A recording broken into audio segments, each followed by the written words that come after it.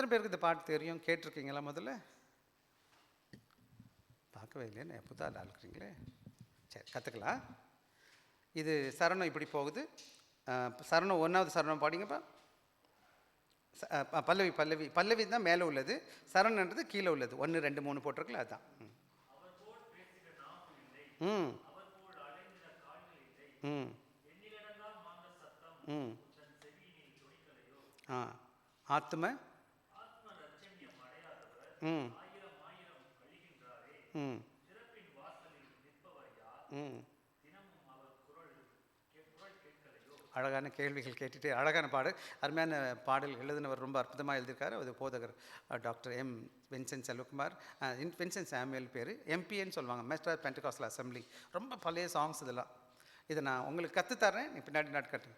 விளைந்த பலனை அறுப்பாரில்லை, விளைவின் பலன் வாடிடுதே, அறுவடை மிகுதி ஆலோ இல்லை, அந்தோ மனித அழைகின்றாரே, அறுவடை மிகுதி ஆலோ இல்லை, அந்தோ மனிதர் அழைகின்றாரே.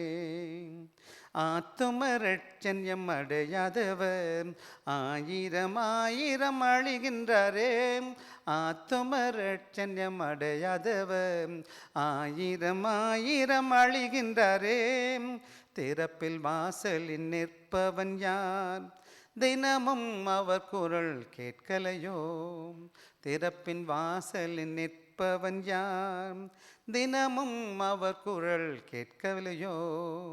விளைவின் பலனை அறுப்பாரில்லை, விளைவின் பலன் வாடிடுதே, அறுவடை மிகுதி ஆலோ இல்லை, அந்தோ மனித அழிகின்றாரே. அதெல்லாம் அந்த அருமையான பாடல். அந்த வசனம்லாம் என்ன சொல்ல வருதுன்னு கேட்டேன். இந்த பாட்டு பாருங்கள், அந்த வசனம் சொல்லுது, எண்ணிலடங்கா மாந்தர் சத்தம் உந்தன் செவின் கேட்கலையோ. எவ்வளோ செய்கிறாங்க? அதே போல் ஆத்மன் அட்சி அடையாதவங்க எத்தனை பேர் இருக்காங்க? ஆயிரம் ஆயிரம் அழிஞ்சு போகிறாங்க.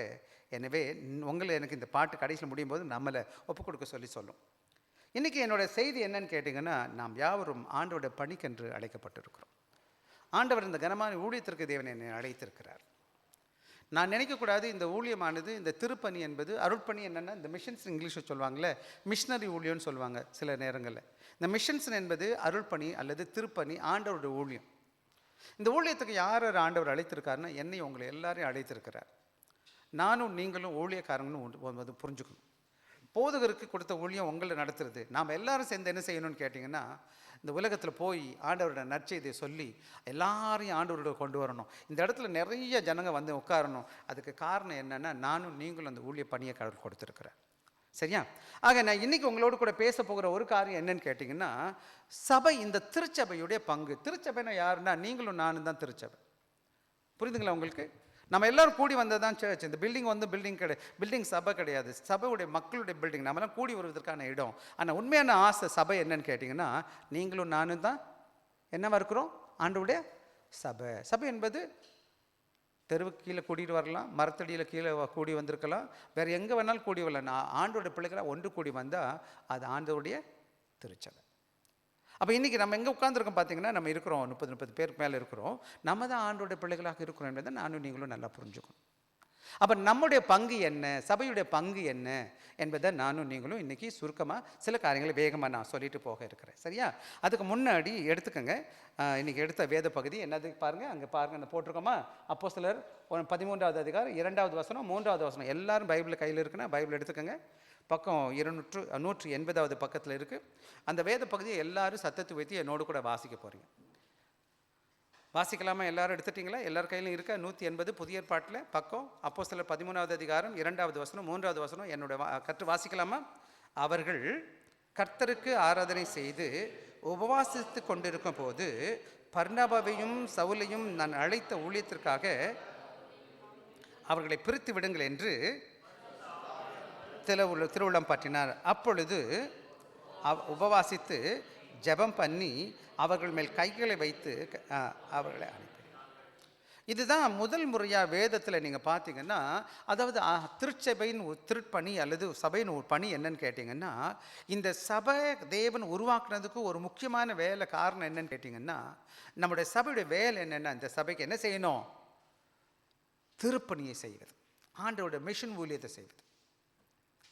இங்கே தான் முதல் முறையாக வேதத்தில் இயேசு கிறிஸ்து பரமேறின பிறகு சபையை பற்றி பேசும்போது, சபை எருசலேம் திருச்சபை வந்துச்சு, அங்கெல்லாம் மக்கள் கூடி வருகிறாங்க. இதுதான் முதல் முறையாக சபை என்ன செய்யுதுன்னு கேட்டால், தேவ ஆவியானவர் என்ன செய்கிறாரு, பவுலையும் என்ன செய்யணும், யார் யார் அனுப்பிடணும், பர்னபாவையும் புரிச்சு என்ன செஞ்சிருங்க, ஊழியத்துக்கு அனுப்பிவிடுங்கன்னு சொல்லி வசனம் சொல்கிறத நீங்கள் பார்க்க முடியும். இதுதான் முறை சபை என்ன செய்யுது, ஆதி திருச்சபை அனுப்புது. ஆக இன்னொரு நல்லா புரிஞ்சுக்கணும், சபை தான் முக்கியமாக என்ன சொல்லுதுன்னு கேட்டிங்கன்னா, இந்த இடத்துல ஊழியத்தை துவங்கினதும் ஊழியத்தை தாங்கினதும் சபை தான் தொடர்ந்து விசாரிக்கிறதா இருந்துச்சு. யார், சுவிசேஷ ஊழியர்களை அனுப்புவதற்கு. ஆனால் அது யார் முக்கியமான வேலை செய்தான்னு கேட்டால், தேவ ஆவியானவர் என்ன செய்கிறாரு, அவங்கள வழி நடத்துகிறார். அந்த வசனம் சொல்லுது பாருங்க, அவர்களை நான் பர்னபாவையும் பவுலையும் நான் அழைத்த ஊழியத்திற்காக அவர்களை பிரித்து விடுங்கள் என்று யார் சொன்னது, பரிசுத்த ஆவியானவர். ஆக இந்த சபையானது தேவ ஆவியானவர் தான் நடத்திட்டு இருக்கார். அவர் தான் இந்த திருச்சபையின் தலைவன் வசனத்தின் மூலமாக போதிக்கிறார். ஆக நம்முடைய வேலை என்னன்னு கேட்டிங்கன்னா, பரிசுத்த ஆவியானவர் சொல்லுகிற காரியம் என்னன்னு கேட்டிங்கன்னா, சபையில் உள்ள விசுவாச பிள்ளைகளுக்கு நல்லா புரிஞ்சுக்கோங்க. போங்கன்னு சொன்னார்ல ஆண்டவர், உலகமெங்கும் போன்னு சொன்னது, சபையில் உள்ள மக்களை நான் ட்ரெயின் பண்ணி என்ன செய்யணும், அனுப்பிவிடும். இன்றைக்கி நம்முடைய திருச்சபையும் சரி, மற்ற சபைகளும் நம்ம பார்க்க வேண்டியதுன்னு கேட்டிங்கன்னா, நாம் அனுப்புகிற திருச்சபையாக இருக்கிறோமா, அல்லது நான் அனுப்பப்பட்ட ஊழியத்துக்கு போய் கொண்டிருக்கேன்னான்னு கேட்கணும். ஆனால் இன்றைக்கி எல்லா தனி திருச்சபைகளும் எல்லா இங்கே இருக்கிற சபைகளும் என்ன பண்ணணும்னு கேட்டிங்கன்னா, சுவிசேஷ ஊழியத்தில் பங்கு கொள்ளணும்.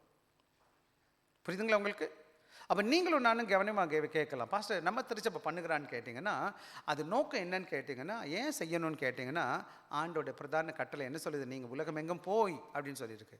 அப்போ சபை போகத்தானே, சபையில் உள்ளவங்க தானே நமக்கு தானே இந்த கட்டளை கொடுக்கப்பட்டிருக்கு. ஆக நானும் நீங்களும் தானே போகணும். அப்போ போகாமல் இருந்தால் அது நல்ல சபையா நல்ல சபை இல்லையான்னு கேட்டிங்கன்னா, அது ஆரோக்கியமான சபை கிடையாது. சரியா? எனவே இன்னைக்கு நல்லா புரிஞ்சுக்கணும், இந்த சுவிசேஷ பணி அல்லது திருப்பணி என்பது செய்யாமல் இருக்கலாமான்னு கேட்டால், அது நமக்கு கொடுக்கப்பட்ட என்ன கிடையாது, என்னது சிலாக்கியம் கிடையாது, இது கட்டளை. இன்னும் சொல்லப்போனால் இந்த சபையுடைய மையமான நோக்கம் என்னன்னு கேட்டிங்கன்னா, ஆண்டோட சுவிசேஷத்தை கொண்டு போகிற ஊழியர்களை சபை என்ன செய்யணும், அனுப்பி கொடுக்கணும். எனவே நான் 3 காரியங்களை நான் இந்த வேளையில் உங்களோடு கூட பேச போகிறேன். உங்களுக்கு எல்லாருக்கும் தெரியும், இந்த வசனத்தை வாசிச்சிட்டோம். 3 காரியங்களை உங்களோடு போயிடுவேன். முதலாவது, சபை தான் என்ன செய்யுதுன்னு கேட்டிங்கன்னா, அருள்பணியின் பிறப்பிடமாக இருக்குது, பர்த் பிளேஸ். மிஷனரி ஊழியங்கள் பிறப்பிடம் எங்கே இருக்குது, திருச்சபை தான். ரெண்டாவது முக்கியமான இந்த church is sending base for missionaries. ஆக சபை இன்னொரு முக்கியமான காரியம் என்னச்சுன்னா, சபையின் மூலமாக தான் நிறைய திருப்பணி ஊழியர்களை அனுப்பி கொடுக்கணும். சபையில் ஒரு ஆள் மாதம் வருஷம் ஆண்டவர் என்ன செய்யணும், உங்களை தயார் செய்து வெவ்வேறு இடங்களுக்கும் நாடுகளுக்கும் செய்யணும். உள்ளூர்லேயும் செய்யலாம், வெளியூர்லேயும் நம்ம செய்ய முடியும். மூணாவது என்ன செய்யணும், the church supports and sustain the mission continuously. அவர் சபை அனுப்பிட்டு சும்மா இருக்கக்கூடாது, அவர்களுக்காக ஜெபிக்கணும், முடிஞ்ச உதவிகளை செய்யணும். அவர்களுக்காக சஸ்டெயின் என்ன செய்யணும், மிஷனரி ஆதரித்து அவர்களை என்ன செய்யணும், முடிஞ்ச மட்டும் அவங்கள வழி நடத்தும். சரியா? அவங்களோட வேலை என்ன தெரியுமா, பவுலும் போவாங்க, போயிட்டு ஊழியெல்லாம் பார்த்துட்டு வந்து என்ன செய்வாங்க, பின்னாடி ரிப்போர்ட் கொடுப்பாங்க, நாங்கள் இங்கே போனோம், இங்கெல்லாம் வந்தோம், இப்படி இருக்குது சபை ஊழியம்னு சொல்லிட்டு. பவுல் என்ன செய்கிறார், எருசலேம் சபையிலிருந்து அனுப்பப்பட்டு பல ஊர்களுக்கு போய் என்ன செய்கிறார், பல ஆசியா கண்டத்தில் நிறைய சபைகளை முதல் நூற்றாண்டு நிருபணத்தை நம்ம பார்க்க முடியும். அந்த நிருபங்கள் தான் பின்னாடி கொரிந்து திருச்சபை, கலாத்திய திருச்சபை, எபேசிய திருச்சபை, இதெல்லாம் உருவாக்குனது யார், பவுலுடைய மிஷனரி பயணத்தில். ஆக இன்றைக்கி நம்ம ஒவ்வொரு காரியமாக நம்ம பார்க்க போகிறோம், வேகமாக பார்க்க போகிறோம். எனவே நீங்களும் நான் என்ன செய்ய போகிறீங்க, என்னோடு கூட இந்த காரியத்தை கற்றுக்கொள்ள போகிறீங்க. ரைட்டாவா? பார்க்கலாமா? முதலாவது நம்ம நல்லா புரிஞ்சுக்கணும், சபை எங்கே தொடங்குச்சுன்னு கேட்டிங்கன்னா, எங்கே தான் தொடங்குச்சுன்னு நம்ம பார்த்தோம். ஆண்டோட எங்கே பார்த்துக்கிவா, எங்கே தொடங்குச்சு தம்பி, சபை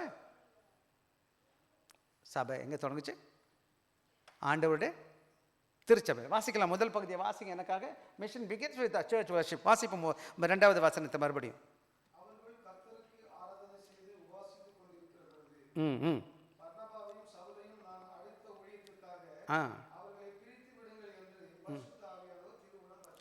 ஆக இங்கே நல்லா புரிஞ்சுக்கணும் பாங்க, சபையில் தேவ ஆவியானவர் எப்போ செயல்பட்டாருன்னு கேட்டிங்கன்னா, சபையில் விசுவாச பிள்ளைங்க அந்தியோக்க திருச்சபையில் என்ன செய்கிறாங்கன்னு கேட்டிங்கன்னா, அவங்க தேவனை ஆராதித்துட்டு இருக்கிறாங்க, அவங்க ஜெபிச்சுட்டு இருக்கிறாங்க. 2 காரியம் சொல்லியிருக்கு. கர்த்தருக்கு ஆராதனை செய்து உபவாசித்து கொண்டிருந்த போது. எப்போ அவங்க செஞ்சுருக்காங்க, இது எந்த நேரத்தில் செஞ்சாங்க, தேவனோட ஆராதனை.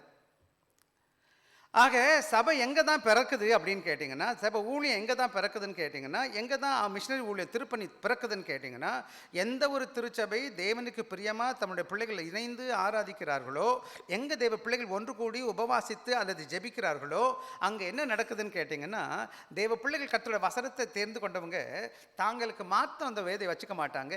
அவர்கள் இந்த உலகம் எங்கே போய் சொல்லக்கூடிய தாகத்தை பாரத்தை கடவுள் கொடுப்பார். அதனால தான் இங்கே பார்க்குறோம் என்ன நடக்குதுன்னு கேட்டிங்கன்னா, அந்த ஆராதனையும் அந்த ஜெபமும் உபவாசமும் எதை குறிக்குதுன்னு கேட்டிங்கன்னா, ஆண்டவருக்கும் எனக்குள்ள நெருக்கமான உறவின் வெளிப்பாடு. என்னப்பா என்னது எது ஆராதனை? ஆராதனை என்பது நம்ம இசைக்கருவி வாசிச்சுட்டோ பாட்டு பாடுறதோ இல்லை. இதன் வாயிலாக எந்த அளவுக்கு தேவன் என்னை நெருங்கி உள்ளவனாக இருக்கிறேன், என்னுடைய ஆண்டவருக்கும் எனக்குள்ள உறவு எப்படி இருக்குன்னு சொல்லி நல்லா புரிஞ்சுக்கணும். இதுவும் என்னன்னு கிடைக்குன்னா, ஆராதிக்கிறது என்பது தேவனுக்கும் எனக்குள்ள உறவின் வெளிப்பாடு. சில வேலையில் ஒருத்தர் கயிறு கட்டி வாடா சர்ச்சுக்குன்னு சொல்கிறது இல்லை. என்னுடைய ஆண்டவர் என்னுடைய ஆண்டவர் என்னை தகப்பனாக இருக்கிறார், என் ரட்சகராக இருக்கிறார். அவரிடத்தில் நான் என்ன செய்ய போகிறேன்? அவரை சந்திக்க போகிறேன், அவரை பார்க்க போகிறேன். சபைக்கு வருவது நல்லா புரிஞ்சுக்கணும். எந்த மனிதனையும் பார்க்க வரல, ஆண்டவரை பார்க்க வந்திருக்கேன். ஆண்டவர் உறவுக்குள்ள வந்திருக்கிறேன், என்னுடைய தகப்பனை பார்க்க வந்திருக்கிறேன். அது மாத்திரம் கிடையாது. இந்த இடத்துல என்ன நடக்குதுன்னு கேட்டால், தெய்வ ஆவியானவர் பேசுகிறத பார்க்கலாம். வாசிங்க, எனக்கு தொடர்ந்து அந்த 2வது பகுதி வாசிங்க.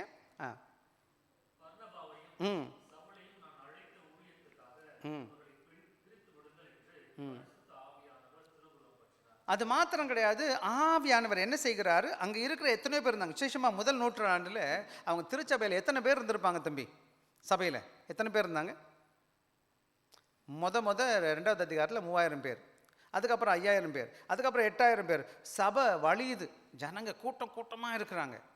ஆனால் அந்த ஊழியத்துக்கு எல்லாத்தையும் தேவன் கூப்பிடலை. அங்கு பர்டிகுலராக குறிப்பாக யார் பேர் தேவ ஆவியானவர் சொல்லுகிறார்? பர்னபாவையும் பவுலையும் சொல்லியிருக்கு. ஏன் பர்னபா பேர் முதல்ல? பவுல் பேர் தானே சொல்லியிருக்கணும். ஆனால் இந்த நேரத்தில் பர்னபா தான் ஊழியக்காரர். இன்னும் சொல்லப்போனால் பர்னபா தான் யார் சபைக்குள்ளே கொண்டு வந்தது? பவுலை உள்ளே கொண்டு வந்தவர். பவுல் என்ன செய்கிறாரு? பவுல் 9வது அதிகாரம் வீட்டில் போய் வாசித்து பாருங்கள். அப்புறமா சமயம் வாய்க்கும் பொழுது என்ன நடக்குதுன்னு கேட்டிங்கன்னா, பவுல் ஒரு பர்னபா ரொம்ப அற்புதமான ஊழியக்காரர். அவருடைய பேர் என்னன்னு கேட்டிங்கன்னா, உற்சாகத்தின் மகன் பேர், சன் ஆஃப் என்கரேஜ்மெண்ட் பேர். அவர் எல்லாருக்கும் கொடுக்கறது செய்கிறது, எல்லாரையும் சபைக்கு கொண்டு வருது. ஒரு நல்ல பரந்த மனசு, பெரிய மனசு உள்ள ஒரு மனுஷன் யாருன்னு கேட்டிங்கன்னா பர்னபாவுடைய வாழ்க்கை. இன்னொரு நாளைக்கு பர்னபா பற்றி தனியாக பேசுவோம். ஆண்டவர் சொல்கிறாரு, பர்னபாவையும் பவுலையும் என்ன செஞ்சு விடுங்க, பிரித்து எடுங்க, பிரித்து கொடுங்க அப்படின்னு சொல்கிறார். ஆக இன்னைக்கு நீங்களும் நானும் நல்லா கவனமாக கவனிக்கணும். என்ன செய்யுதுன்னு கேட்டால், தேவனுக்கு பிரியமாக இருக்கிற சபை இங்கே இருக்கும் பொழுது சபைக்கு தேவன் என்ன செய்கிறார்? ஒரு சில ஊழியர்களை, விசுவாச பிள்ளைகளை கர்த்தர் என்ன செய்கிறார்? தன்னுடைய ஊழியத்திற்கென்று அனுப்பும்படி பிரிக்கிறத நீங்கள் பார்க்க முடியும். அது மாத்திரம் கிடையாது. 2வது பகுதி வாசிக்க, அந்த இதில் அதிலே 3வது கடைசி பகுதி பவுலும் பர்னபாவையும் வாசிக்கலாம்.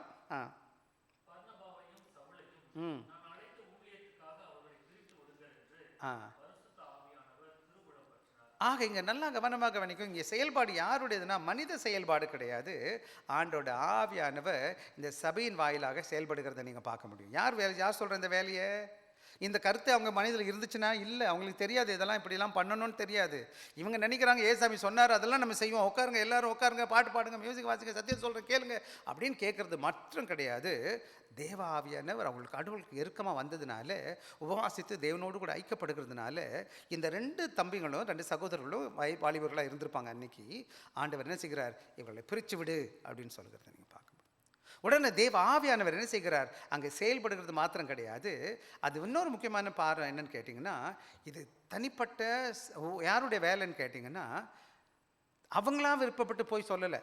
அது ஒரு விதத்தில் கடவுள் வழி நடத்துவார், நம்மகிட்ட வரலாம். ஆனால் சபை முழுவதும் பார்த்துக்கிட்டு இருக்கு. எத்தனை பேர் பார்க்குறாங்க இவங்கள? எத்தனை பேர் இருந்தாங்க சபையில்? அத்தனை பேரும் பார்த்துருப்பாங்க. பவுல் யார்? பர்னபா யார்? அவங்களோட வாழ்க்கை எப்படி இருக்குது? சபைக்கு எப்படி வருவாங்க? சபையோட ஊழியம் எப்படி பார்ப்பாங்க? எல்லாத்தையும் அவங்க பார்த்துக்கிட்டு இருக்கிறாங்க இல்லையா? அப்போது கவனமாக கவனிக்கணும். தேவ ஆவியானவர் என்ன செய்கிறாருன்னு கேட்டிங்கன்னா, அந்த காரியத்தை எல்லாருக்கும் சொல்லும் பொழுது கர்த்தரோட வார்த்தை கேட்ட உடனே 3வது வசனம் வாசிங்க எனக்காக.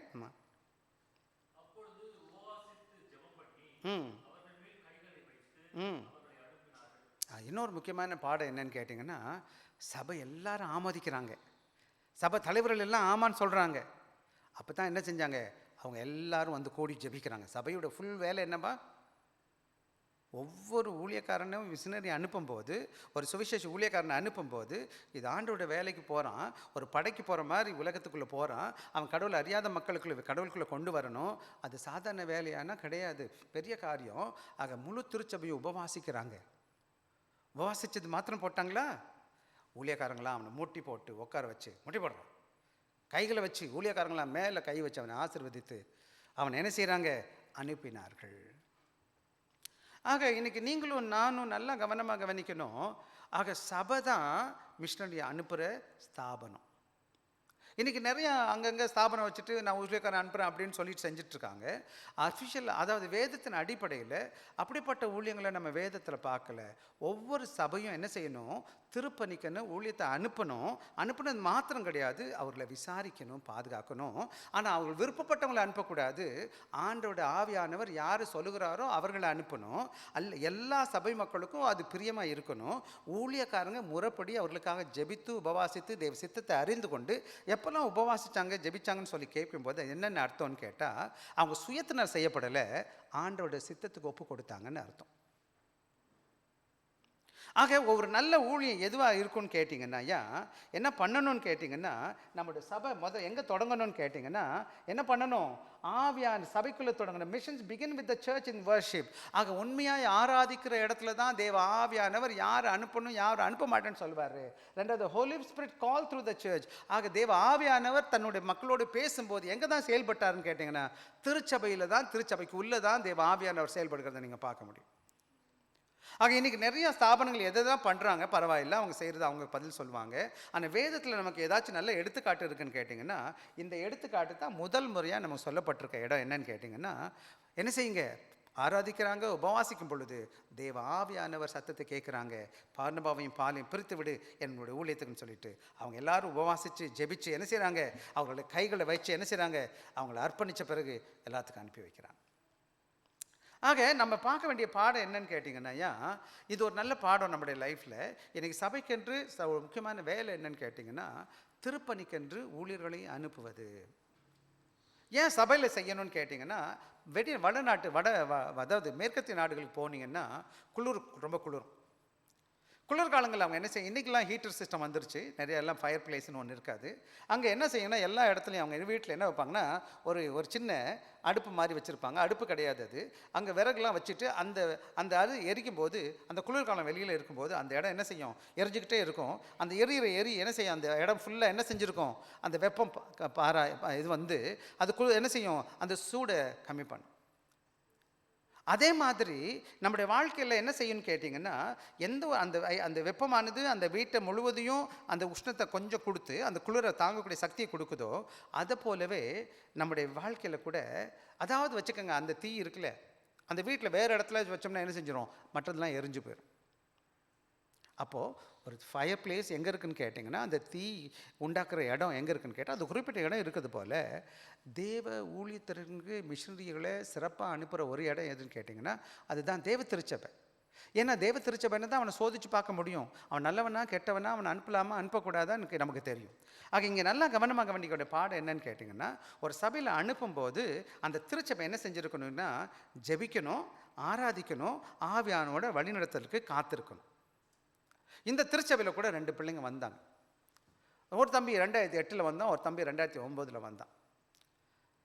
2008-09 ஒரு தம்பி வந்தான். 2008-09 பாஸ்டர் நான் ஊழியத்துக்கு போகிறேன் அப்படின்னு சொன்னேன். நான் சொன்னேன், அப்பா சும்மா இரு அப்படின்ட்டேன், அனுப்பலை. 2010-11 வந்தான் திருப்பி. 2008, 2009, 2010 நான் ஒன்றும் பண்ணலை, அசையலை. இருப்பா நான் என்ன எவரு நல்லவராக கெட்டவரான்னு எப்படி எனக்கு தெரியும்? உடனே வந்து அப்புறமா என்ன செஞ்சேன், 2011 என்கிட்ட வந்து சொன்ன உடனே சரி வாடா. அப்புறம் நான் ஓரளவுக்கு 3 வருஷம் ஆச்சு, 4 வருஷம் ஆச்சு, என்னை கொஞ்சம் சோதித்து பார்த்துட்டேன். ஒழுங்காக வருவானுங்க, சாயங்காலம் சர்வீஸில் உட்காருவானுங்க, மினிஸ்ட்ரிக்கு ஃப்ரீயாக இருக்கிறதே என் கூட வருவானுங்க, எங்கே போனாலும் என் கூட சுற்றி கொண்டு போகிறது. ஸோ இந்த மாதிரிலாம் நான் பார்த்தேன். சின்சியராக வந்துடுவானுங்க, எந்த அடி மலை அடித்தாலும் வந்துடுவாங்க. இதெல்லாம் மாதிரி என் வீடு பிளாக் 106 தான் இருந்தேன். எது சும்மா இருந்துச்சுன்னா உடனே என்னை கூப்பிட்டுருவானுங்க, வந்துடுவானுங்க, நாங்களும் எங்கேயாச்சும் ஊழியத்துக்கு போவோம். இந்த பிள்ளைங்க என் கூடவே இருந்தாங்க. அப்புறம் நான் சொன்னேன், அப்புறம் சரி பார்ப்பேன்டா. அப்புறம் நான் என்ன செஞ்சேன், அப்புறம் எங்கள் கமிட்டி ஒன்று இருக்குது, தமிழ் கமிட்டியில் சொன்னேன், இந்த மாதிரி இந்த தம்பி ஊழியத்துக்கு போகணுமா, ஓகே. அப்போ நான் நினச்சேன் நானே ஸ்பான்சர் பண்ணுறேன் அப்படின்னு மனசில் நினச்சிக்கிட்டேன், நானே ஊழியத்துக்கு ஹெல்ப் பண்ணுறேன்ட்டு. அதுக்கப்புறமா என்ன பண்ணோன்னா எங்கள் ஸ்டாஃபில் சொன்னேன், சர்ச்சில் பாஸ்டர் இந்த மாதிரி ஒரு ஊழியக்காரன் போகணுன்னு சொல்கிறாரு, சரி அவர் நம்ம என்ன பண்ணுவோம், சரி ஓகேன்ட்டு. அப்புறம் அவங்ககிட்ட சொன்ன பிறகு அப்புறம் நான் எனக்கு சொன்ன போர்ட் ஆஃப் எல்டர்ஸ் இங்கே இருக்கிறாங்க, அவங்ககிட்ட நான் போய் சொன்னேன் இந்த மாதிரி இருக்குது. அப்புறம் என்ன செஞ்சேன், அதுக்கப்புறம் கமிட்டி பெரிய செஷன் ஒன்று இருக்குது, 15-20 பேர் இருக்குள்ளது. அப்புறம் அங்கே சொன்னேன், போர்ட் ஆஃப் எல்டர்ஸ் ஒருத்தனை கூப்பிட்டாங்க, வாடா நான் உங்கள்கிட்ட பேசணும்னு கூப்பிட்டு உட்கார வச்சுட்டு சொல்லிட்டாங்க,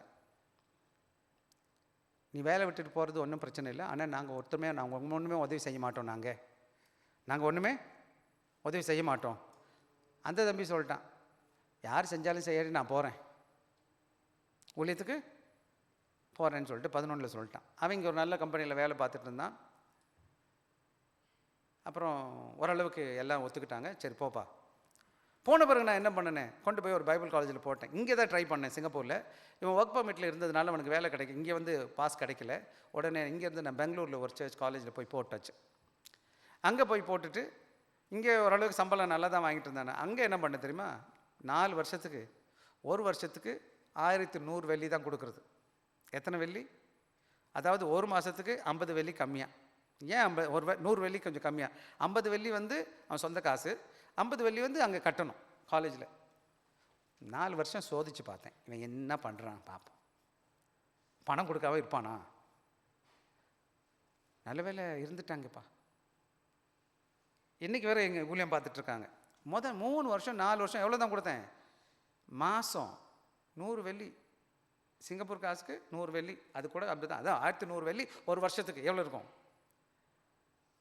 உண்மையாக இல்லைன்னா என்ன பண்ணியிருப்பான் அவன், நான் ஓட்டம் பிடிக்கிறேன் போகிறப்பா அப்படின்னு ஓடி இருந்திருப்பான். ஓடி போயிருந்தானே அவனுக்கு தான் நஷ்டம்.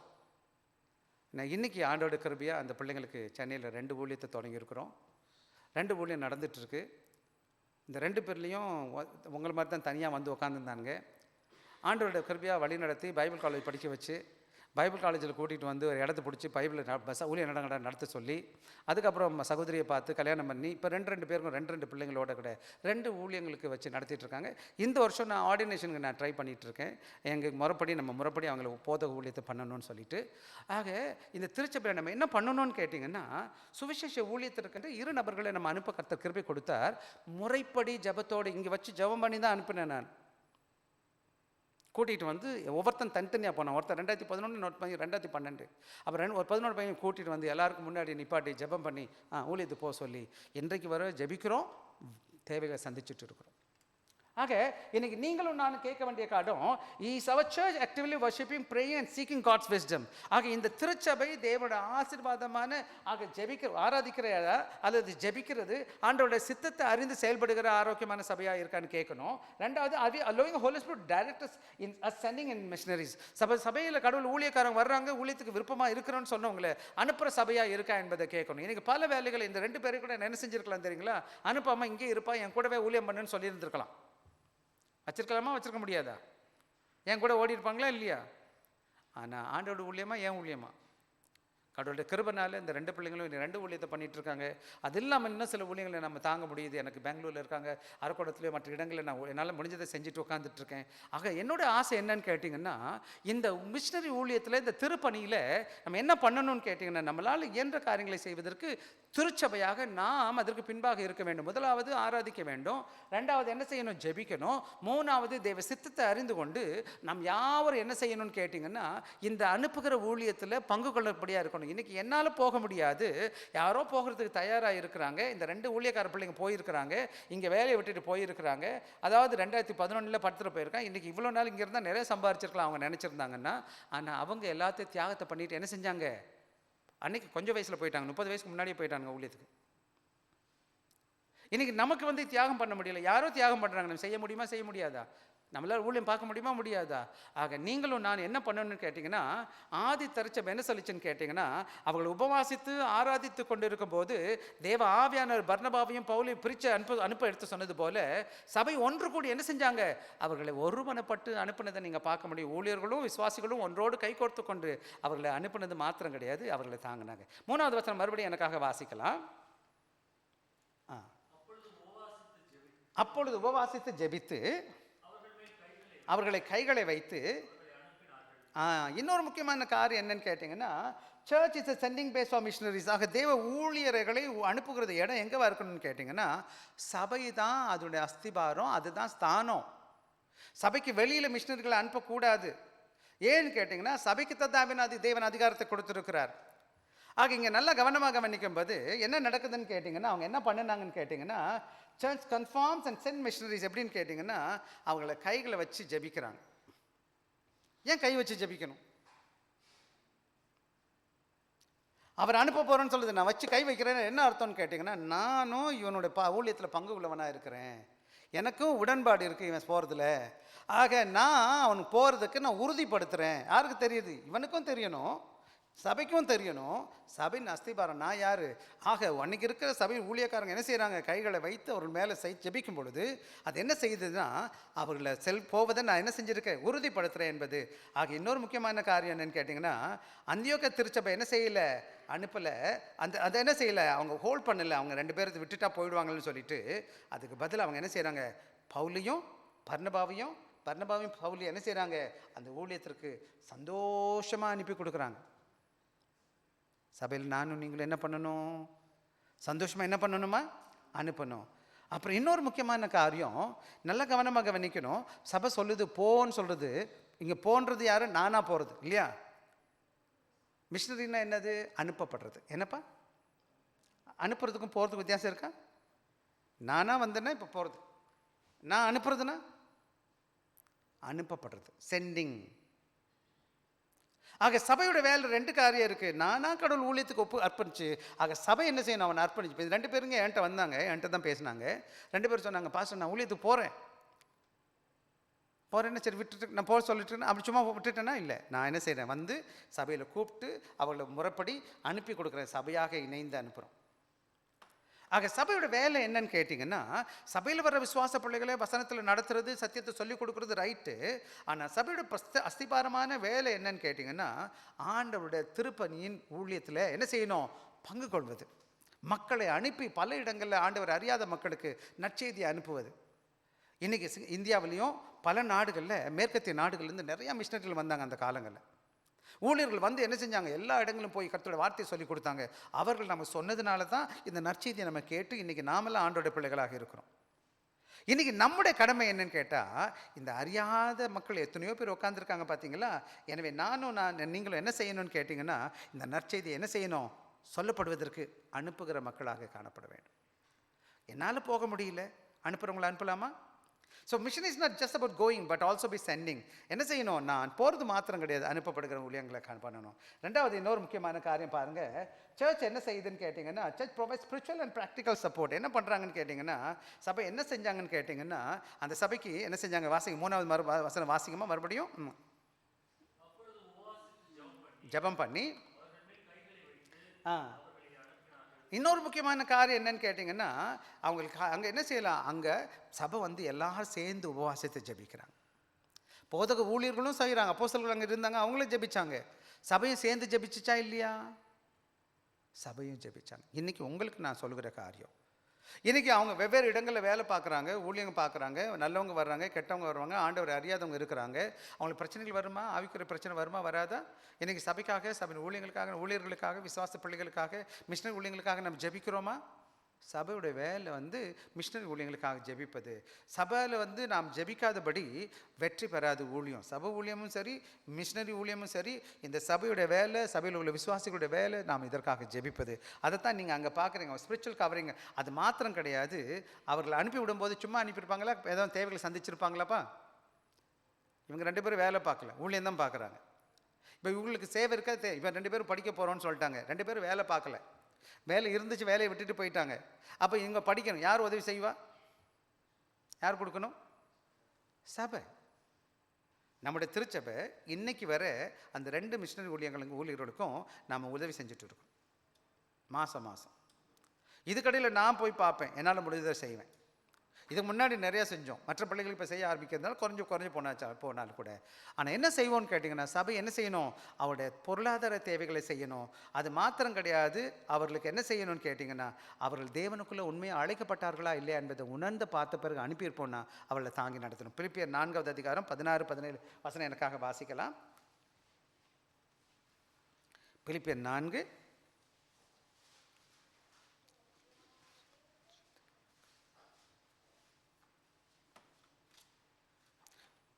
16-17. 4:16-17.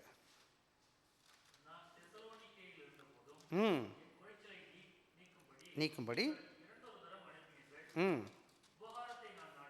ஆ ஆக இங்கே ஒரு முக்கியமான காரியம், ஏன் நம்ம உதவி செய்யணும்? அப்போ தான் அவங்க போன இடத்துல நிம்மதியாக ஊழியம் பார்க்க முடியும். அவர்கள் எதுக்கு செஞ்சுருக்காங்க? போகிற இடத்துக்கு போயிருக்கிறாங்க. இப்போ அவங்க வந்து அங்கே போய் என்ன செய்யக்கூடாது? அவங்க பணம் இல்லை, பொருள் இல்லைன்னா ஊழியம் பார்க்க முடியுமா? முடியாதா? சரியாக முடியாது. அப்போ நம்மளால் முடிஞ்சதை என்ன செய்யணும்? நம்மெல்லாம் இணைந்து நம்மளால் கொடுக்க முடிஞ்சதை சின்ன சின்ன காரியக்கையை கொடுத்து அது சபை மூலமாக என்ன செய்யணும்? அவர்களை நம்ம தாங்குவதற்கு முயற்சி செய்யணும். ஒவ்வொரு விசுவாச பிள்ளைகளும் தங்களால் இயன்ற மட்டும் ஊழியத்தின் காணிக்கை கொடுக்கணும். விசேஷமாக இந்த திருச்சபையில் விசேஷமாக எடுக்கிறது கிடையாது, சுவிசேஷ ஊழியத்திற்கு என்று. மற்ற திருச்சபைகளில் என்ன செய்வாங்க? சில நேரம் 2 வாரம் 3 வாரம் கூட என்ன செய்வாங்க? காணிக்கை எடுப்பாங்க. இந்த ஊழியத்துக்குன்னு சொல்லி எடுப்பாங்க. நம்ம ஒன்றா தான் கொடுக்குறோம். உங்களால் முடிஞ்ச மட்டும் சுவிசேஷ ஊழியத்திற்கென்று காணிக்கைகளை சபை மூலமாக கொடுக்குறது. என்னன்னு கேட்டால், ஒரு ஆளுக்கு எவ்வளோ போச்சுன்னு தெரியாது. மொத்தமாக போச்சுன்னா நமக்கு தெரியும், பகிர்ந்து கொடுத்துடலாம். இல்லை ஒரு ஆளுக்கு அனுப்பிட்டு இன்னொரு ஆளுக்கு ஒன்றுமே கொடுக்கலன்னா மாட்டிக்கிடுவாங்க. ஆக இந்த ஊழியத்தை பகிர்ந்து கொடுப்பதனால ஒரே இடத்துல இருந்துச்சுன்னா ஒரு ஊழியக்காரருக்கு தெரியும் யாருக்கு எவ்வளோ கொடுத்துருக்கோன்னு சொல்லி பகிர்ந்து கொடுக்கலாம். சபை என்ன பண்ணிச்சுன்னு கேட்டிங்கன்னா, அன்றைக்கி அந்த ஜனங்களுக்காக ஆவிக்குரிய ரீதிக்காக ஜெபித்தது மாத்திரம் கிடையாது, தங்களால் என்று மட்டும் என்ன செய்யணும். அதான் பவுல் சொல்கிறாரு 16-17 அந்த நீங்கள் நான் தெசலோனிக்கேயில் இருந்தபோது என் குறைச்சலை நீக்கும்படி நீங்கள் 2 தரம் அனுப்பினீர்கள். என்ன அனுப்புனாங்க? அவர் தேவைகளுக்காக பணம் அனுப்பி கொடுத்தாங்க. ஆனால் அவர் என்ன செய்கிறாரு? அது நீங்கள் கொடுக்கும்போது யாருக்கு லாபம்? 17வது வசனம் வாசிங்க. நாடாமல். ஆக நீங்கள் கொடுக்கும் பொழுது எங்களுக்கு கொடுங்கன்னு இல்லை, நீங்கள் ஆண்டவருடைய ஊழியத்தில் எப்படி பங்கு கொள்கிறீங்க என்பது உங்களுடைய கணக்கில் என்ன செய்யும்? நீங்கள் ஆசீர்வாதமாக காணப்படுவீங்க. அதனால தான் அவர் சொல்கிறாரு 19வது வசனத்தில் அவருடைய குறைச்சலை பற்றி வாசிப்போம். 4:19 வாசிங்க.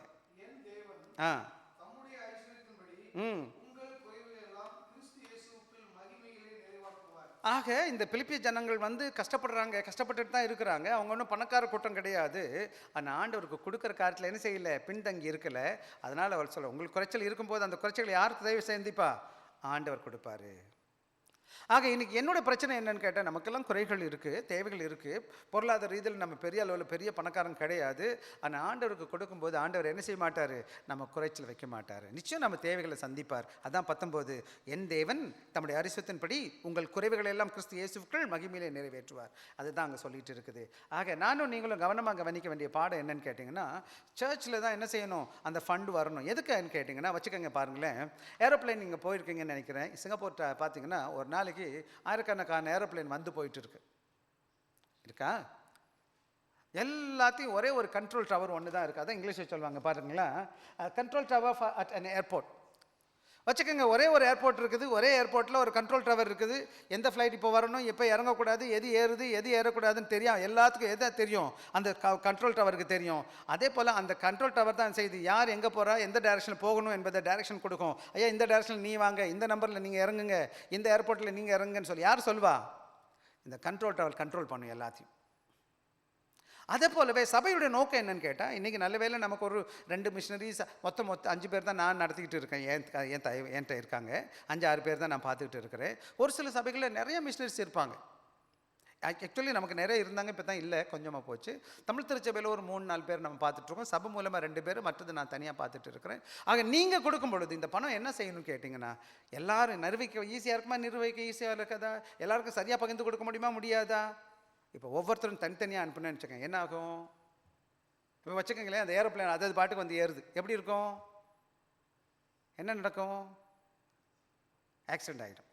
எனவே சபை ஒரு நல்ல சபை என்ன செய்யணும் கேட்டால், without strong connection to the church mistakes become lost, discourage and disconnected. ஒரு சபையில் ஒரு நல்ல ஊழியக்காரர் சபை, இப்போ பார்த்தீங்கன்னா இந்த 2 ஊழியக்காரங்களும் மற்ற எல்லாருமே என்கிட்ட கூப்பிட்டு பேசுவாங்க, என்ன பாஸ்டர் பண்ணணும், என்ன பண்ணக்கூடாது, எங்கே போகணும், எங்கே பண்ணக்கூடாது.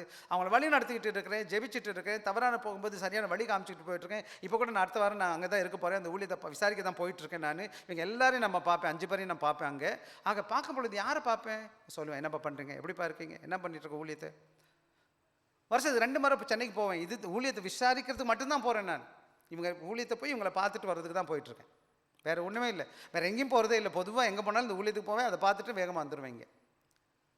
ஆக சபை என்ன செய்யணும்னு கேட்டால், ஒரு கண்ட்ரோல் டவர் போல் என்ன செய்யணும்னா, church provides direction, guidance and communication to the people. Apart from that, நல்ல ஒரு ஸ்ட்ராங் இல்லைன்னு வச்சுக்கோங்க, இந்த மாதிரி கண்ட்ரோலாக இல்லாமல் இருக்கிறாங்க, என்ன பண்ணுவாங்கன்னா, அவங்களுக்கு என்ன டைரக்ஷன் இருக்காது, எங்கே பண்ணணும்னு தெரியாது, உற்சாகமாக இருக்க மாட்டாங்க, சில வேலைகள் சோர்ந்து போயிடுவாங்க பிரச்சனைகள் வரும்போது. எனவே தான் சபையுடைய வேலை என்ன செய்யணும், சபையை அனுப்புறது, மிஷினரி அனுப்புறது மாத்திரம் கிடையாது, அவங்களை தொடர்ந்து தொடர்பிலே இருக்கணும். ஜெபிக்கிறதுல, உதவி செய்கிறதுல, எல்லாத்துக்கும் நம்ம இங்கே இருக்கிறோம்ப்பா, கவலைப்படாதீங்க, எங்கே இருந்தாலும் நாங்கள் இருக்கிறோம், ஒரு பிரச்சனையாக வாங்க நம்ம ஜெபிப்போம்.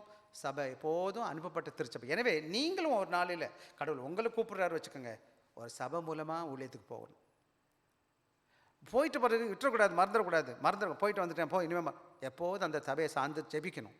அவங்கள்ட்ட கூப்பிட்டு பேசணும், எனக்காக உதவி செய்யுங்க, ஜெபிங்க, அட்லீஸ்ட் ஜெப குறிப்பாக சொல்லணும். ஆக நம்ம கேட்க வேண்டிய காரியம் என்னன்னு, is our church actually sending and supporting missionary?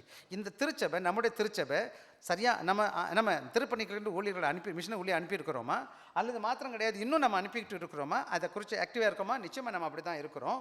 அது மாத்திரம் கிடையாது, are we raising up preparing people for missions? என்னுடைய ஆசை, நீங்கள் எல்லாரும் ஊழியத்துக்கு போகிறேன்னு சொன்னால் கூட என்னால் முடிஞ்ச ஆசீர்வாதம் ஜெபம் இருக்குது, என்னால் முடிஞ்ச சின்ன உதவியாக செஞ்சு உதவி பண்ணுவேன். ஆனால் உங்களுக்கு என்ன செய்யணும், ஆண்டவர் வாய்ப்பு கொடுப்பாருன்னா, அந்த வார்த்தை கொடுப்பாருன்னா வாங்க உட்காருவோம். எல்லாத்துக்கும் நேரம் இருக்குது, காலம் இருக்குது, எவ்வளோ நாள் ஒரு சின்ன ட்ரைனிங் மாதிரி வச்சு பார்ப்போம், நீங்கள் எப்படி இருக்கிறீங்க, என்ன பண்ணுறீங்கன்னு சொல்லிட்டு எடுத்தமா கவுத்தமான்னு பண்ண மாட்டோம். எனவே என்ன செய்யணும்னு கேட்டிங்கன்னா, அப்புறம் ரெண்டாவது காரியம், அவர்களுக்காக ஜெபிக்கிறோமா? ஆமாம், நம்ம என்னோட நியூஸ் லைன் பார்த்தீங்கன்னா, ஜெபிக்கிறோம் மிஷினரிகளுக்காக.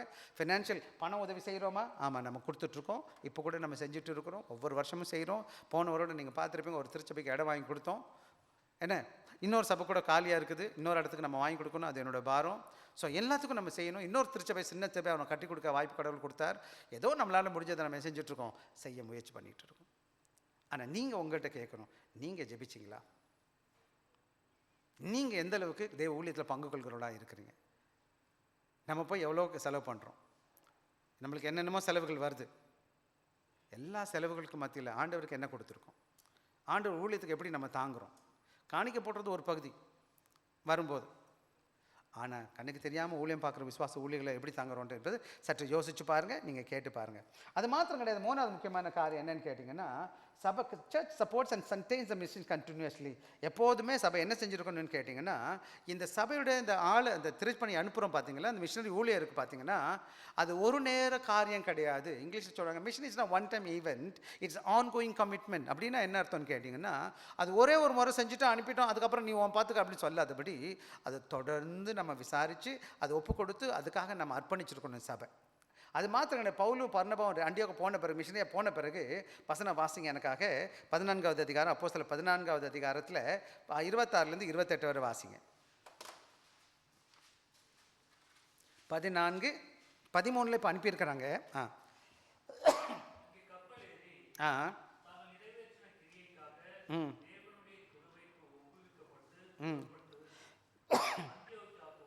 வந்தார்கள்.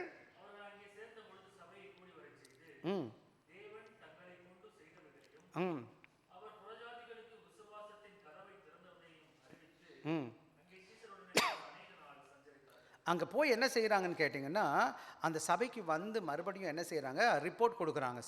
நாம் செய்கிறோம் ஊழியம், அங்கே என்ன பண்ணுறோம். இப்போ கூட இந்த பிள்ளைங்க என்ன செய்வாங்கன்னா, ஃபோட்டோ அனுப்புவாங்க. சில நேரங்கள் உங்களுக்கு போட்டிருக்கேன் சபையில் அவங்க என்ன ஊழியம் பண்ணுறாங்க. சில வேளை எங்களுக்கு மிஷன்ஸ் கமிட்டின்னு இங்கே ஒன்று இருக்குது, அந்த கமிட்டிக்கு நான் என்ன செஞ்சிருவேன், இப்போ இன்றைக்கி இன்னும் ஆராதனை இருக்குல்ல, நாளைக்கு காலையில் பார்த்தீங்கன்னா, நாளைக்கு நாலு கழிச்சு என்ன செஞ்சுருவாங்க, அந்த ஊழியத்தில் ஃபோட்டோ போட்டு பாஸ்டர் நாங்கள் மீட் பண்ணோம் இந்த நாள். சில கமிட்டி மீட் பண்ணால் அவங்க என்ன பண்ணோன்னு சொல்லி எங்களுக்கு தெரியப்படுத்துவாங்க. எனவே ரிப்போர்ட் பண்ணணும். விசேஷமாக சபை என்ன செய்யிருக்குன்னு கேட்டிங்கன்னா, தொடர்ந்து ஊழியக்காரங்களோடு என்ன செஞ்சுருக்கணும், தொடர்ந்து மிஷினரியும் சபையில் கனெக்ட் பண்ணியிருக்கணும், திருப்பணிக்கு சேர்ந்துருக்கணும், தொடர்புள்ளவங்களாக காணப்படணும், சபையும் அவளோடு தொடர்புள்ளதாக காணப்பட வேண்டும் என்பதை நான் புரிஞ்சுக்கணும். எனவே இது என்னன்னு கேட்டிங்கன்னா, சில வேலைகளை தனியாக அந்த மிஷினரி ஊழியர்கள் இருப்பாங்கன்னு சொன்னால் அவங்க சோர்ந்து போயிடுவாங்க. எனவே நாம் என்ன செய்யக்கூடாது, அவர்களை முடிஞ்ச மட்டும், சில ஊழியர்களை சில ஊழிய ஸ்தாபனத்தில் பார்த்துருக்கேன், அவங்க என்ன செய்வாங்க, ஊழியக்காரங்களை விசாரித்து லெட்டர் போடுவாங்க. அவங்க குறைகளையெல்லாம் நமக்கு எழுதி கொடுப்பாங்க. அவங்க ஐயா எனக்காக ஜெபிங்க, என் பிள்ளைக்காக ஜெபிங்க, படிப்புக்காக ஜெபிங்க, வீட்டில் இப்படி தேவை இருக்குன்னு அனுப்புவாங்க. நம்ம எல்லாம் என்ன செய்வோம், அவர்களுக்காக ஜெபிப்போம். இந்த திருச்சபையில் இந்த ஊழியர்கள் 2 ஊழியம் பார்த்துட்டு இருக்காங்க, அவங்களுக்காக ஜெபிங்க. ஆக நல்ல தொடர்ந்து என்ன செய்யணும்னு கேட்டிங்கன்னா, அவர்களோடு கூட நாம் ஐக்கியம் வச்சிருக்கணும். நீங்களும் ஒரு சில பிள்ளைங்க உங்களுக்கு தெரியும், அந்த பிள்ளைங்களை நீங்கள் பார்த்துருக்கீங்க. ஒரு சில பிள்ளைங்க இங்கே இருக்கு, தம்பி செந்தில் வந்திருக்காரு, அவர் கொஞ்சம் பேர் தெரியும். ஏன்னா அவங்களும் ஊழியம் அங்கே பார்த்துட்டு இருக்காங்க. நீங்கள் போய் பார்க்க முடிஞ்சிச்சுன்னா என்றைக்கா சென்னைக்கு போனீங்கன்னா அந்த 2 பேர் ஊழியத்தை சந்திக்க பாருங்கள். அது மாத்திரம் கிடையாது, சபை என்ன செய்யணும்னு கேட்டால், தொடர்ந்து ஆட்களை உருவாக்கி அவங்கள பயிற்சி செஞ்சு அவங்கள திருப்பி ஊழியத்திற்கு அனுப்பணும். ட்ரெயின், அதான் இந்த church must continue to train and send more workers. ஒவ்வொரு வருடமும் இப்போ கூட எனக்கு ஆசை, சிங்கப்பூர் சபையிலும் நீங்கள் ஊழியம் பக்கம் எனக்கு உதவி செய்யணும். இன்றைக்கி தம்பி ஏசுராஜ் காலையில் வந்து சாயங்காலம் வர்றது போல் வாங்க, கூட வாங்க, என் கூட வாங்க, நம்ம எல்லாம் சேர்ந்து ஊழியத்துக்கு போகலாம். நான் பல வேலைகளும் எனக்கு ஆள் கூட இல்லை, நான் தனியாக போயிட்டு வந்துட்டுருக்கேன். ஆக நானும் நீங்களும் ஆண்டவருக்கென்று ஆண்டவரோட நற்செய்தியை சொல்வதற்காக தேவனை அழைத்து வந்திருக்கிறார். ஆண்டவர் பெற்ற இந்த ஆசீர்வாதத்தை எனக்கு மாத்திரம் கிடையாது, என்னோடு கூட எல்லாருக்கும் நான் பகிர்ந்து கொள்ளணும். அப்போ நீங்களும் என்னோடு கூட வரும் பொழுது ஒன்றும் கிடையாது. இந்த சிம்பிள் ட்ரைனிங் என்னன்னு கேட்டால், ஒரு பெரிய போதனை தேவை கிடையாது. என் கூட வந்தீங்கன்னா நான் எப்படி போய் மீட் பண்ணுறேன், யார் கூட போகிறேன், என்ன செய்கிறேன்னு தொடர்ந்து நீங்கள் பார்த்தீங்கன்னா நீங்களும் உங்களை என்ன செஞ்சிடும். ஆண்டவராக இயேசு எப்படி ட்ரெயின் பண்ணாருன்னு கேட்டிங்கன்னா, அவர் தம் சீக்கிரம் எங்கெங்கே போனாரோ கூட்டிகிட்டே போனார். அவர் எல்லாரும் போதிக்கிறது இவங்க கேட்டாங்க, அவர் செய்கிறத பார்த்தாங்க, அவர் எப்படி பேசுகிறான்னு பார்த்தாங்க. அவர் பரமேறின பிறகு இவங்க எல்லாரும் போய் அதே ஊழியத்தை சிறப்பாக செஞ்சாங்க. ஆக இன்றைக்கி நீங்களும் நான் என்ன செய்யணும்னு கேட்டிங்கன்னா, எனக்கு நல்லா தெரியுது, உங்களுக்கு சொல்ல முடியுது, பாஸ்டர் எனக்கு தெரியாது எப்படி சொல்லணும், ஐயா எனக்கு பயமாக இருக்குது. முதல்ல யார் சொன்னால் அவங்க போய் சொல்லி பேச சொல்லி கூட வாங்க. அதான் ட்ரைனிங், ட்ரைனிங். ஆண்டவர் உங்களுக்கு அப்படி கூட வரும்போது இந்த 2 பேருமே கூட அப்படி தான். மனோகரன் தம்பி கூட என்ன செய்வார், கூட வருவார், எங்கே போனாலும் என் கூட வருவான். அந்த தம்பி கூட்டிகிட்டு போயிட்டு இருக்க, அப்புறம் போகிறாரா, இப்போ கூட என்ன செய்கிறார், என் கூட வந்ததுனால இப்போ அவர் ஃபீல்டில் அவர் நல்லா செய்வார். இப்போ அவர் கூட எப்படி அங்கே எல்லாத்தையும் போய் சந்திக்கிறதுலாம் அவனுக்கு என்ன பார்த்து பழக்கம், யாரும் பார்த்தா பேசுகிறதுக்கு அவனுக்கு ரொம்ப ஈஸியாக சுலபமாக பேச முடியும். ஏன்னா அந்த தம்பி என் கூட இருக்கும்போது என்னை பார்த்துட்டு இருந்தார். அப்போ நீங்களும் நான் என்ன செய்யணும்னு கேட்டிங்கன்னா, முதலாவது நாம் பயிற்றுவிக்கப்படணும். 2வது ஆண்டவர் எனக்கு அந்த பாரத்தை கொடுப்பாருன்னா, அந்த வாய்ப்பு கொடுப்பாருன்னா நான் போவதற்கு தயாராக இருக்க வேண்டும். ஏன்னா அதை தான் நீங்கள் பிடிச்சிக்கணும். ஒன்றா புரிஞ்சுக்க வேண்டிய பாடம்னு கேட்டால், ஒரு முறை அனுப்பிட்டு மற்ற அனுப்பக்கூடாதுன்னு கிடையாது. Missions does not stop one group of missionaries. Church cannot keep, church must keep on training and more sending missionaries. அதாவது தீமோத்தேயு 2:2 வாசிங்க. 2 தீமோத்தேயு 2:2 வாசிங்க. 2 தீமோத்தேயு 2:2.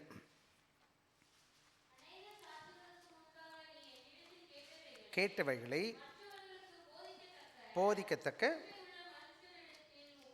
ஆக நீங்களும் கேட்டது போல பவுல் சொல்கிறார் தீமோத்தேயை பார்த்து, என்ன செய்கிறாரு, நீ என்னிடத்து கேட்டதை என்ன செய், மற்றவங்களை உண்மையுள்ளவன்ட்டு ஒப்புவி, மற்றவங்களுக்கு கற்றுக்கொடு அப்படின்னு சொல்கிறத நீங்கள் பார்க்க முடியும். ஆக நீங்களும் நான் என்ன செய்யணும்னு கேட்டிங்கன்னா, நாம் மாத்திரம் செஞ்சுட்டு போனால் நம்மோடு முடிஞ்சிடும். நாம் மற்றவர்களுக்கு கற்றுக் கொடுப்பதற்கு நம்ம தயாராக இருக்க வேண்டும். நீங்கள் கேட்டு பாருங்கள், நீங்கள் எந்த அளவுக்கு கடவுள் ஊழியத்தை செஞ்சுட்டு இருக்கீங்கன்னு சொல்லிட்டு. இன்றைக்கி பார்த்தீங்கன்னா நீங்களாம் சில பேர் ஆர்மியில் போயிருப்பீங்க. ஆர்மியில் பார்த்தீங்கன்னா இந்த சப்ளை லைன், இந்த பேட்டில்னு சொல்லுவாங்க. என்னன்னு கேட்டிங்கன்னா, அங்கே என்ன செய்வாங்கன்னு கேட்டிங்கன்னா, ஒரு கம்யூனிகேஷன் டீம் இருக்கும். அவங்க என்ன செய்வாங்க, எல்லா இடத்துலையும் சோல்ஜர் எல்லா இடத்துலையும் பரவி இருப்பாங்க. அவங்க என்ன செய்வாங்க, ஃபீல்டில் இருக்கிறாங்க, அவங்களுக்கு தேவைகள் சந்திக்கப்படுவதற்கு என்ன செய்வாங்க, ஒரு டீம் இருப்போம், சப்ளை டைம் இருப்பாங்க. அவங்க என்ன பண்ணுவாங்கன்னு கேட்டிங்கன்னா, அவங்களுக்கு தான் சாப்பாடு அல்லது அந்த வெப்பன் சொல்லுவாங்கல்ல, அந்த எல்லா தோட்டாக்களும் எல்லாம் இருக்கும். மெடிக்கல் எய்டு சில வேலை அடிபட்டுச்சு, இதெல்லாம் யார் தான் கொடுக்கணும்னு கேட்டிங்கன்னா, இங்கே இருக்கிற அந்த ஸ்டேஷனில் இருக்கவங்க என்ன செய்வாங்க, சப்ளை லைனில் அந்த ஸ்டோரில் இருக்கவங்க என்ன செய்வாங்க, எல்லாருக்கும் எல்லாம் அனுப்பி கொடுப்பாங்க. சாப்பாடு போகும், அவன் மருந்து போகும், சில வேலை இந்த குண்டு இருக்காது, பீரங்கி இருக்காது, எல்லாம் இருக்காது. எங்கேருந்து கொடுக்குறது? அவங்க ஃபீல்டில் உட்காந்துருக்குறாங்க, யாரோ ஒருத்தர் சப்ளை பண்ணிக்கிட்டே இருக்கணும். ஸோ அதே போலவே நம்முடைய வாழ்க்கையில் சபை என்பது என்னன்னு கேட்டிங்கன்னா, இது ஒரு சப்ளை செயினாக இருக்குது.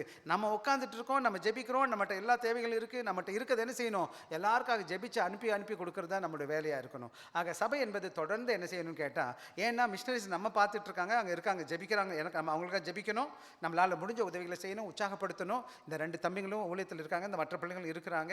என்ன செய்யணும், சில பிள்ளைங்களாம் ஸ்லம்மில் வேலையும் பார்க்குறாங்க. இப்போ நம்ம பார்க்க என் மனைவி பிள்ளை அங்கே போயிருக்காங்க இன்றைக்கி ஸ்லம்முக்கு. என்ன ஆக நானும் நீங்களும் என்ன பண்ணணும்னு கேட்டிங்கன்னா, சில ஃபோட்டோஸ் நான் போடலாம், என்னென்ன குரூப்பில் நான் போடுறேன் பாருங்கள். நானும் நீங்களும் சேர்ந்து இந்த ஊழியத்தை பங்கு கொள்ளணும். ஆக நீங்கள் கேட்கணும், இந்த மாதிரி கேட்கலாம், is our church stay connected to this missionary we support. நாம் அனுப்பப்பட்ட இந்த ஊழியர்களோட தொடர்ந்து பேசணும். இன்னும் சொல்ல போனால் ஒவ்வொரு வாரமும் நான் பேசிக்கிட்டு இருக்கேன் பிள்ளைங்களோட. Are we continue to train and send more work in this mission field. என்னுடைய ஆசை இப்போ 2 பேர் 3 பேர் 4 பேர் 5 பேர் இன்னும் வரப்போகிற நாட்கள் அநேகமான மக்கள் அனுப்பணும். இன்னும் சொல்ல போனால் உங்களிலிருந்து யாராச்சும் ஆண்டவர் ஊழியத்துக்கு போனீங்கன்னா நான் சந்தோஷப்படுவேன். ஆனால் என்ன செய்யணும், நீங்கள் கடவுளால் அனுப்பப்படப்படும். நாம் எல்லாம் சேர்ந்து சின்ன ஊழியத்தை கட்டணும். சின்ன சின்ன காரியத்தை உதவி செய்யலாம். ஜெபிப்போம், தொடர்ந்து வாங்க தேவ ஆராதனை பங்கு கொள்ள. அப்புறம் ஜெபிப்போம் நம்ம ஊழியர்களுக்காக, ஊழியர்களுக்காக. நம்மளால் முடிஞ்சதை ஆண்டவருக்கு ஒப்பு கொடுப்போம். ஆக இன்றைக்கி நான் சொன்னது 3 காரியம் உங்களுக்கு நான் சொல்லியிருக்கிறேன். இந்த வேத பகுதியில் இருந்து என்ன நான் சொன்னேன்னு கேட்டிங்கன்னா, முதலாவது நம்ம புரிஞ்சுக்கணும், missions begins in the church. கடவுள் ஊழியம் எங்கே தொடங்கணுங்க? உண்மையான மிஷினரி ஊழியம் எங்கே தான் தொடங்குச்சு? சபையில். எப்படி தொடங்குச்சு? 13:2 மறுபடியும் வாசிப்போம். 13:2 வாசிப்போம் மறுபடியும். அப்போஸ்தலர் 13:2. ஆராதனை செய்து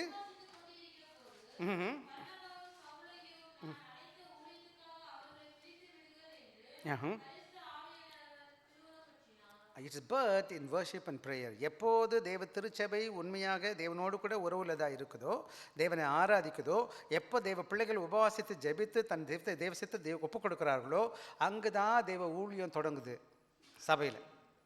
எந்த ஒரு சபை கடமைக்காக வந்து உட்காந்து போகுதோ என்னதான் ஆராதனை இருந்தாலும் அது நடக்காது.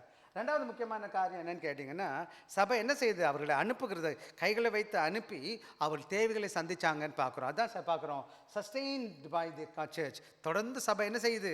அவர்களை விசாரித்து ஆதரிக்கிறத நீங்கள் பார்க்க முடியும். மூணாவது என்ன பார்க்குறீங்கன்னு கேட்டிங்கன்னா, church missions is a life long commitment. சபையும் இருக்கிறவரை, மிஷனரி இருக்கிறவரை, சபையுடைய கடமை எங்கே இருக்குது? வாழ்க்கை முழுவதும், ஆயுள் முழுவதும். சபை இருக்கிறவரை, சபை ஊழியக்காரங்களை நம்ம ஜெபிச்சு நம்மளால் முடிஞ்ச உதவிகளை தாங்கணும். ஏன்னா அது நாம் பத்த பிள்ளை. யாரோட பிள்ளை? என்ன சொல்ல போனால், இப்போ சென்னையில் 2 ஊழியத்தை யார் தொடங்குனது? இந்த சபை தான் அங்கே அனுப்பி உருவாக்கி இருக்குது. அந்த சபையோட பேர் என்னது? இந்த சபை பேர். சிங்கப்பூர், லண்டனில் போனீங்கன்னா ஒரு சர்ச் பேர் இருக்குது. என்ன சர்ச் தெரியுமா? இதே நியூ லைஃப் பிபி சர்ச் லண்டனில் ஒன்று இருக்குது. கென்யான்னு ஒரு சபை இடையில இருக்குது. அங்கே போனீங்கன்னா இதே பேரில் இன்னொரு சபை இருக்குது. இதே போல் சென்னைக்கு போனீங்கன்னா இந்த பிள்ளைங்க சொல்லுவாங்க, நாங்கள் இந்த சபைக்காரங்க அப்படின்னு சொல்லுவாங்க. நம்ம என்ன செஞ்சுருக்கோம்? ஒரு சபை நிறைய சபைகளை உருவாக்க முடிஞ்சிச்சு. ஆக நானும் நீங்களும் என்ன செய்யணும்? இந்த சபையில் முக்கியமாக பங்கு கொள்ளணும். ஆக நீங்களும் நானும் கேட்க வேண்டிய கேள்வி என்னென்னா, இந்த திருப்பணியில் நான் ஆண்டவருக்கு உண்மையுள்ளவனாக இருக்கிறேனா? ஆண்டவருக்கு பெரியமா is our church actively engage in missions அப்படின்னா நீங்களும் நானும் ஆண்டோட திருப்பணியில் பங்குள்ளவர்களாக இருக்கிறோமா? Are we listening to Holy Spirit's call to send out the workers? சபை ஆவியானோர் எங்களோடு கூட பேசும்போது நான் கீழ்ப்படுகிறவனாக இருக்கிறேனா? Are we praying and giving and supporting mission as God's command? ஆண்டவர் நமக்கு சொல்லுகிற மாதிரி நான் ஜெபித்து ஆண்டவர் தாங்குகிறேனா, அல்லது மிஷனரி ஊழியங்களுக்கு ஒரு நாள் முடிஞ்சதை செய்கிறேனா என்று கேட்கணும் நமக்கு. ஆக கடைசியில் நான் ஜெபிக்க வேண்டிய முக்கியமான காரியம் என்னன்னு கேட்டிங்கன்னா, mission is an option for the church. சபைக்கு இது செய்யலாமா செய்யக்கூடாதா என்பது கிடையாது. It is an purpose. இதுதான் தேவ சபையுடைய நோக்கம், அது மாத்திரம் கிடையாது. Let us rise up and send workers and support and spread the gospel to the ends of the earth. நம்ம என்ன செய்யணும்? நம்ம எழுந்து நின்று நம்ம என்ன செய்ய போகிறோம்? இந்த ஊழியத்தை தாங்க போகிறோம். நம்ம ஊழியர்களாக இருக்க போகிறோம்.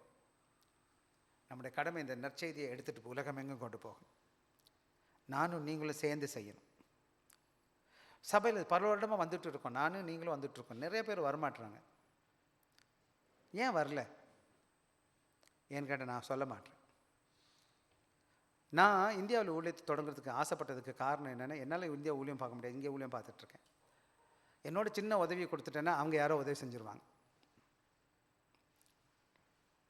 அப்புறம் என்னோடய பணம் ஒரு 10 வெள்ளின்றது ஒரு 500-600 ரூபாய். அங்கே நான் காப்பி தண்ணியை விட்டுட்டு தேவையில்லாத செலவெல்லாம் கட் பண்ணி ஒரு 5 வெள்ளியோ ஒரு 10 வெள்ளியோ 20 வெள்ளியோ 30 வெள்ளியோ சின்ன வெள்ளி சபையில் கொடுத்தா, ஐயா அங்கே அனுப்பி கொடுத்தோம்னா அது அவங்களுக்கு பிரயோஜனமாக இருக்கும். எனக்கு ஒரு தம்பி ஃபோட்டோ அனுப்புனா உங்களுக்கு அனுப்புகிறேன். அவன் ஸ்லம்மில் போகிறான். ஸ்லம் பிள்ளைங்களாம் என்ன செய்கிறாங்களா, குப்பை தொட்டியில் போட்ட காய்கறி குப்பை தொட்டியில் போட்டாங்க, குப்பையில் கொட்டிட்டாங்க காய்கறியை. இந்த ஜனங்களாம் போய் என்ன செய்கிறாங்க, அந்த குப்பையில் உள்ள காய்கறிலாம் பிறக்கிட்டு இருக்காங்க. இந்த பையன் என்ன செய்கிறான், அந்த ஃபோட்டோ எடுத்து பார்த்து, ஐயா இங்கே பாருங்கள் பாஸ்டர் ஐயா அப்படின்னு சொல்லிட்டு அங்கே அனுப்பி வைக்கிறான். அந்த ஊழியத்தை அந்த பிள்ளைகளுக்கு தான் இவன் ஊழியம் பார்க்க போகிறான் ஸ்லம்மில். அந்த பிள்ளைங்களை இப்போ நான் இந்த போன வாரம் அடுத்த வாரம் போனேன், சந்திப்பேன் நான் அந்த பிள்ளைங்க இடத்துக்கு போகிறேன். நம்ம என்ன பண்ண போகிறோம்? எனக்கு நல்ல சாப்பாடு எனக்கு இருக்குது, நான் சாப்பாடை கொட்டுறேன் கீழே. எனக்கு நல்ல துணிமணி இருக்குது, கிளியாத ட்ரெஸ் போடுறேன். நினச்சா இஷ்டத்துக்கு நல்ல ஷூ ஷாக்ஸ் வாங்கிடலாம். எனக்கு எதுவுமே எல்லாமே ஆண்டவர் கொடுத்துருக்குறாரு. எனக்கு எந்த குறையும் கடவுள் வைக்கல, ஆண்டவருக்கு நன்றி. ஆனால் என்னை விட எவ்வளோ பின்தங்கி ஆண்டவர் அறியாத ஜனங்க நிறைய பேர் இருக்கிறாங்க. ஆண்டுக்கு நற்செய்தியை சொல்வது யாருடைய கடமை? நான் மாத்திரம் சபையில் வந்து சந்தோஷமாக இருக்கிறதா, என் மூலமாக என்னால் முடிஞ்ச காரியம் செய்கிறதா, யார்கிட்டையும் என்ன செய்யலை ஆண்டவர் கேட்கல. உங்கள் மனதில் ஆண்டவர் ஏவுறாருன்னா, தேவாவியான அந்த வார்த்தையை கொடுக்குறாருன்னா, நீங்கள் உங்கள்கிட்ட ஒப்பு கொடுக்கும். ஆண்டவரே என்னால் கொடுத்த நான் செய்ய விரும்புகிறேன். இந்த மாதத்திலிருந்து நீங்கள் ஒரு தீர்மானம் எடுக்க போகிறீங்க, இது ஆண்டவருடைய ஊழியத்திற்கென்று காணிக்க வைக்க போகிறேன். அது எவ்வளோ பெரிய காசு என்பது முக்கியம் கிடையாது. $1 2 வெள்ளியோ 3 வெள்ளியோ 5 வெள்ளி, இது உங்களுக்கும் கடவுளுக்கும் உள்ளது. ஊழியத்துக்கு கொடுக்கறத தயார் பண்ணுங்கள். நீங்களும் அனுப்புங்க, உங்களால் முடிஞ்சதை செய்ய முயற்சி செய்வோம். நம்முடைய கடமை, சபையோட மொத்த கடமை ஆண்டவர் ஊழியத்தில் பங்கு கொள்வது, ஆண்டோட மிஷனரி ஊழியத்தில் பங்கு கொள்வது. வாங்க கண்ணமுடி ஜெபிப்போம். அன்பில் இயேசு சுவாமி, இந்த வேலைக்காய் நன்றி செலுத்துகிறோம். இந்த நல்ல நாளிலும் ஆண்டவரே, எப்படி ஆண்டவரே அன்றைக்கு முதல் நூற்றாண்டில் பார்னபாவையும் பவுலையும் ஆண்டவரே தேவ ஆவியானவர் அனுப்பும்படி பிரித்தெடுக்கும்படி அனுப்ப சொன்னீரோ, அதே போல் எங்களுடைய திருச்சபை மிஷனரிகளை அனுப்பி அவர்களை தொடர்ந்து தாங்கி வழிநடத்த எங்களுக்கு கிருபை பாராட்டும். நாங்கள் ஒவ்வொருவரும் ஆண்டவரே உமக்கென்று ஊழியத்தை செய்வதற்கென்று அழைக்கப்பட்டிருக்கிறோம். எனவே நாங்கள் அதற்கு ஒப்புக் கொடுத்த பிள்ளைகளாய் உண்மையாய் ஊழியம் செய்வதற்கு கர்த்தர் கிருபை தாரும். வெறும் பெயரளவில் கிறிஸ்தவர்களாக இராதபடி உமது சித்தத்தை செய்கிற ஊழியர்களாக எங்களை மாற்றும். ஆசீர்வதியும். இயேசுவின் நாமத்தில் கேட்கிறோம் நல்ல பிதாவே, ஆமென்.